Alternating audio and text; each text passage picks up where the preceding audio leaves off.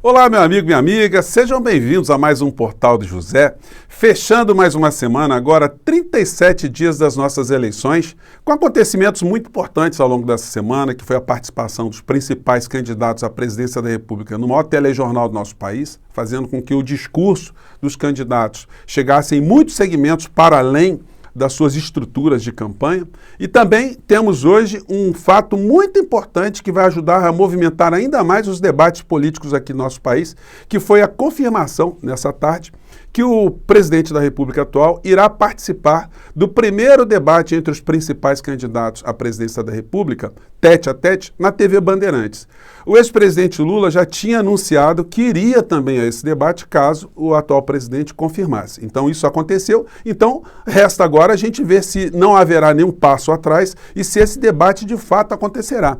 Um debate muito aguardado nas democracias e fundamental num país como o nosso, que precisa saber o que os candidatos pensam, vê-los confrontando uns com os outros as suas ideias, as suas fragilidades, os seus comportamentos de uma maneira geral e também uma análise crítica do que foi o governo Bolsonaro, tudo aquilo que ele fez e deixou de fazer, porque é assim que funciona a democracia. Sempre um plebiscito, sempre um referendo sobre o que foi o governo do seu país quando há uma eleição para escolher se ele deve ficar, deve permanecer ou se deve ser trocada a linha política. Pois bem, mas o que é que está acontecendo no nosso país? O que motivou esse tipo de tomada de decisão da campanha de Bolsonaro é que eu vou conversar com vocês a partir de agora, mas antes de mais nada, quero convidar você que está chegando agora no nosso portal a conhecer o nosso espaço, a se inscrever aqui, você é muito bem-vindo, participe dos nossos chats, as nossas discussões políticas, que todo dia eu faço entre 5 horas, 5 e meia, dê o seu joinha, mande seus comentários, enfim, conheça nosso clube de membros.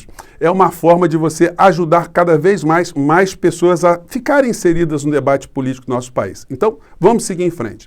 Gente, hoje mais cedo eu fiz uma análise do que foi a participação do ex-presidente Lula no debate da TV Globo na noite de ontem. E as coordenações de campanha, todas elas vão fazendo as suas pesquisas qualitativas e vão fazendo também as comparações. Evidentemente, a campanha de Bolsonaro comparou a performance de Bolsonaro, o alcance da participação dele, com a participação de Ciro Gomes e com a participação de Lula. A campanha de Lula também fez a mesma coisa, a campanha de Ciro também fez a mesma coisa. E aí eles vão ajustando os movimentos para saber se eles estão agindo de forma eficiente ou não.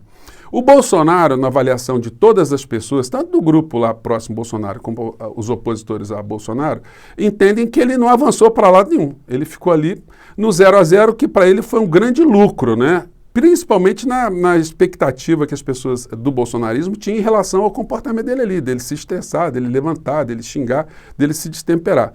Então, ele não avançou, mas também não perdeu. O Ciro Gomes teve a maior vantagem, né, nesse processo, porque ele tinha uma exposição muito limitada, porque a campanha estando polarizada entre dois candidatos, e ele está sempre ali na retaguarda, ele teve uma exposição que ele não estava tendo e ele conseguiu aproveitar muito bem esse espaço. Se essa aparição dele redundará em intenções de votos, é que a gente vai ver ao longo desse processo. E depois tivemos a participação do ex-presidente Lula, que foi também muito bem avaliada por todos os colunistas, inclusive os colunistas que são ligados mais à direita, aos conservadores, aos grupos mais próximos de Bolsonaro, que entenderam ali que o presidente da República, que o ex-presidente da República, Lula, teve uma boa performance, um bom aproveitamento, e eles colocam isso como uma responsabilidade ou como resultado de um suposto tratamento benéfico que os apresentadores tiveram em relação ao ex-presidente. Bom, então fizeram as análises e consideraram que era hora do Bolsonaro tentar fazer um discurso para além da sua própria bolha, porque tudo aquilo que está no seu universo não é suficiente para ele ganhar as eleições. Ele vai ter que chegar em outros públicos, ele vai ter que sair das igrejas, vai ter que sair do lado dos pastores, vai ter que sair do lado de muitos grupos que estão com ele, de motociclistas, enfim, das tiazinhas do Zap, vai ter que falar para outros públicos também.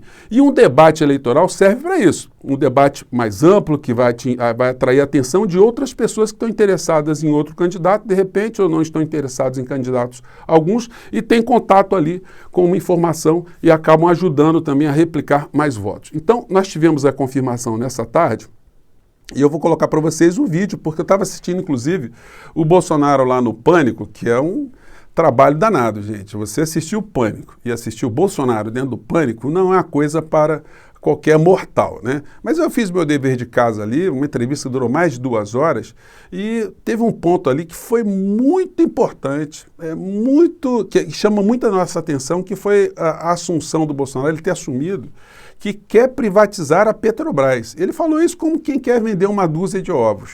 Então, isso deve acender as nossas preocupações, os holofotes, as nossas atenções todas, para esse tipo de proposta que tem que ser colocada no debate político, no debate eleitoral, porque nós não estamos falando de uma coisa qualquer, não. Nós estamos falando de um pilar de estrutura energética do nosso país. Então, pois bem, ele falou isso, mas aí o que chamou mais atenção foi exatamente ele ter confirmado que irá a esse debate na TV Bandeirantes, se ele não voltar atrás, né? Vamos acompanhar aqui. Diz que o Nine já confirmou na Band domingo e a dúvida que está da galera é se o senhor vai... Eu devo estar domingo, não estou batendo martelo, mas no momento acho que não devia ir, agora acho que devo ir. Tá? Você fuzilado, né? Vão atirar em mim o tempo todo, que eu sou um alvo compensador para eles, né? Mas... presidente, é assim que funciona a democracia. O senhor não vai ser só confrontado por essas pessoas aí que estão no pânico, não. O senhor vai ser confrontado por outros candidatos que estão querendo exatamente ocupar o seu lugar para governar o Brasil, coisa que, infelizmente, o senhor não está fazendo, né? Pelo menos a favor do povo brasileiro. Eu acredito que a minha estratégia vai dar certo, porque as perguntas eu já me preparei, né? Como fazê-las. A resposta vai ser simples. No tocante a responder, eu não devo nada. Então é tranquilo responder. Não deve nada, presidente? Essas acusações que fizeram ao longo do tempo todo aí nas mídias, especial no tocante à Covid. Então, nós vamos ver situações aí, mas não vai ser só, ou não será só a Covid que será demandada nessa história, não. Então, se o presidente da República atual, com a sua coordenação, resolveram participar de um debate, é porque eles estão percebendo que o teto já foi alcançado, o teto ali de intenções de votos nesses segmentos que já, onde o presidente é muito presente, está fazendo muita campanha de forma muito descarada. Ontem eu assisti também a live do Bolsonaro, antes de assistir a entrevista do ex-presidente Lula. Ele estava num tom muito moderado, estava muito abatido, um tom assim que já... parecia ter alguns dados que tinham sido repassados a ele que mostravam que a situação para ele não está nada boa. Enfim. E aí a gente teve a participação do ex-presidente Lula, que eu fiz aqui com vocês também uma análise, e hoje eu estava vendo a análise dos analistas principais nas principais TVs a cabo. E todos eles também fizeram uma interpretação que o ex-presidente Lula se saiu muito bem. Eu estou fazendo com vocês aqui a análise dos analistas. E é muito interessante quando um analista, ele fala exatamente aquilo que você viu, que você teve de impressão também. É como eu comentei mais cedo, é como você está assistindo uma resenha esportiva depois de um jogo de futebol do seu time. Quando alguém fala alguma coisa que bate com aquilo que você viu, um pênalti que você acha que foi pênalti, um impedimento que você acha que foi impedimento, enfim, uma jogada ruim, um comportamento de A ou B, enfim, você se identifica com aquilo. Quando alguém começa a tentar mostrar para você algo que você não viu, você começa a ficar descontente com aquilo. Então, quando você vê algumas análises políticas que batem com aquilo que você viu, aí você fala, puxa, os caras merecem alguma credibilidade. O problema é que eles estão numa empresa que tem esse segmento microscópico, né, que fala para um público que tem essa capacidade de interpretação da realidade, enquanto o veículo de massa que é jogado para milhões e milhões de brasileiros simplesmente se omite em questões nevrálgicas, porque eles estão fazendo sempre uma campanha de ativismo político e ativismo econômico. Ontem, na abertura do debate com o ex-presidente Lula, a Rede Globo quase que fez ali, através do William Bonner e Renata Vasconcelos, um pedido de desculpas, né? Do tipo, olha, nós batemos muito no senhor, na sua campanha, nos seus correligionários, no seu governo, né? Mas o senhor agora está livre, o senhor agora está inocentado. Foi quase um pedido de desculpas, né? Porque o Lula tinha dito em outras ocasiões que jamais apareceria na Rede Globo de televisão se não houvesse um pedido de desculpas formal sobre tudo que aconteceu no tempo que ele foi presidente e depois que ele foi presidente, os escândalos todos que a gente conhece, né? Mas isso é apenas uma pílula aqui desse conjunto, né, de dados que estão por trás das situações principais. Pois bem, e aí tem uma situação que o ex-presidente Lula fez que chamou a atenção dos analistas e dentro dessas análises eu concordo com aquelas que dizem que foi muito positivo o presidente da República, pelo menos estrategicamente, o ex-presidente Lula, ter assumido ali, ter feito uma meia-culpa, ter confirmado que no governo dele houve corrupção. Então, quando isso é assumido, uma espécie de meia-culpa, ainda que velada em alguns aspectos, isso desarma todo o discurso dos grupos, dos partidos, dos opositores ao ex-presidente Lula, em acusá-lo da questão da corrupção. Então, ele enfrentou, ele colocou algumas questões, podem ser confrontadas, mas o fato é que foi assumida a situação. Isso desarma muitos ânimos. Aliás, o presidente atual, o Bolsonaro, ele usa isso como estratégia de um tempo todo. Em todo instante que você acusa o Bolsonaro de uma lambança que ele fez, imediatamente ele assume. Então você desarma. E ele vai fazendo com que, com esse comportamento, ele consiga uma respeitabilidade dentro desse mundo do obscurantismo. As pessoas ficam depositando credibilidade nele justamente por ele assumir as desgraças que ele faz contra o povo, contra a economia. Então se diz assim, olha, está tendo, os preços nos supermercados estão muito altos. Aí fala, realmente está muito alto. O preço do diesel está muito alto. Realmente está muito alto. Alguma coisa que aconteça, olha, o senhor disse que não era a favor da reeleição e agora o senhor é a favor da reeleição? Antigamente eu falei que era contra a reeleição. Então ele vai se adaptando. O senhor foi contra o Centrão. Pois é, eu falei que fui contra o Centrão. Então quando se faz uma autocrítica, se faz uma meia-culpa, você acaba desarmando, de uma certa forma, o discurso de quem quer te atacar. Bom, então esse foi um aspecto que eu não tinha comentado na nossa resenha, no nosso encontro mais cedo, que eu fiz questão de lembrar agora. E tem uma situação também que o ex-presidente Lula disse no debate na noite de ontem, que são situações que eu tenho falado muitas vezes aqui com vocês, que o atual presidente da República, ele é um fantoche, ele é um boneco do posto, ele não manda nada. Eu cheguei até, eu vou mostrar para vocês, a comentar isso quando eu estive numa entrevista que eu pude participar com o ex-presidente Lula algumas semanas atrás, né? Vamos ver o que ele falou aqui, porque é exatamente isso que eu acredito e que é um fato, que é a verdade. Vamos lá. Acabou o presidencialismo, o Bolsonaro não manda nada. O Bolsonaro é refém do Congresso Nacional. O Bolsonaro sequer cuida do orçamento, Renata, sequer cuida do orçamento. O orçamento quem cuida é o Lira.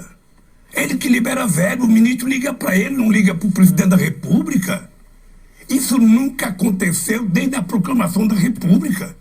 E eu tenho consciência que uma das tarefas minha e do Alckmin, se a gente ganhar, é a gente tentar, primeiro, trabalhar durante o processo eleitoral para que a gente eleja muitos deputados e muitos senadores com outra cabeça. Segundo, acabar com essa história de semipresidencialismo, de semiparlamentarismo no regime presidencial. Mas você acha mesmo? O Bolsonaro parece o bobo da corte, ele não coordena o orçamento. Veja que engraçado. Pois é, aí é muito interessante quando esse tipo de visão, essa metáfora, é jogada num programa ali que tem mais de 40 milhões de pessoas assistindo. Para as pessoas perceberem, mas o Bolsonaro, o que ele é? Ele é um fantoche, ele é um boneco do posto, ele não manda nada, quem é que está mandando? Isso é uma questão muito interessante que as situações, que as pessoas mais simples, que estão alijadas do grande debate público, debate político, percebem de maneira muito direta, né? Quando eu estive lá nessa entrevista com o ex-presidente Lula, eu coloquei mais ou menos dessa forma, né?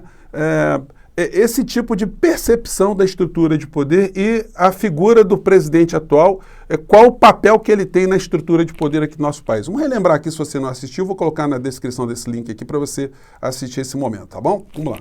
O senhor perguntou, que gente é essa? Que gente é essa que está aí? Bom, essa gente que está aí tem um fantoche na presidência da República hoje, porque eu não consigo ver luz própria na figura do presidente atual. Ele representa toda essa elite escravocrata que deixou os seus herdeiros e que não são mais de 2 dúzias de pessoas que estão por trás dessa figura, que reúne desde o grande empresariado. Aí o presidente falou, o ex-presidente Lula. Sabe que eu estava pensando como é que eu ia te chamar, se era José? José. Porque era melhor o canal do Zé, ou seja, ô José. Bom, aí eu vou colocar para vocês esse link aí, para você que não assistiu, você assistir essa entrevista que eu pude participar. E teve um bastidor muito interessante, que depois de quase 3 horas ali, nós que fomos convidados, né, eu e outros colegas aqui da internet, que tem canais muito bacanas aqui no YouTube, nós fomos convidados na sequência para almoçar com o ex-presidente Lula. E aí, gente, foram 2 horas de almoço, né? E eu tive ali a sorte de ficar sentado de frente para ele. Então eu fiquei 2 horas ali praticamente resenhando com ele ali, as pessoas lateralmente. Então foi muito interessante. Isso me fez crer que o presidente da República, o ex-presidente Lula, nesse debate lá com William Bonner e a Renata Vasconcelos, não teria grande dificuldade de tocar nos assuntos que, de fato, ele acabou tocando. Agora, vamos ver qual será a participação do ex-presidente Lula se confrontando pela primeira vez com Jair Bolsonaro, com Ciro Gomes, com Simone Tebet. Eu não sei se terão outras candidaturas ali. Normalmente, esses debates, eles têm um formato muito engessado. Talvez isso tenha motivado o Bolsonaro a participar desse debate, porque ele sabe que mesmo as críticas, elas terão, os ataques, terão espaços extremamente delimitados. E toda vez que houver alguma agressão, alguma coisa citando o nome dele, ele vai fazer uso ali do direito de resposta. Então, esse debate pode ser muito interessante, pode elucidar muitas coisas. Uma coisa é certa, esse debate vai suscitar, vai produzir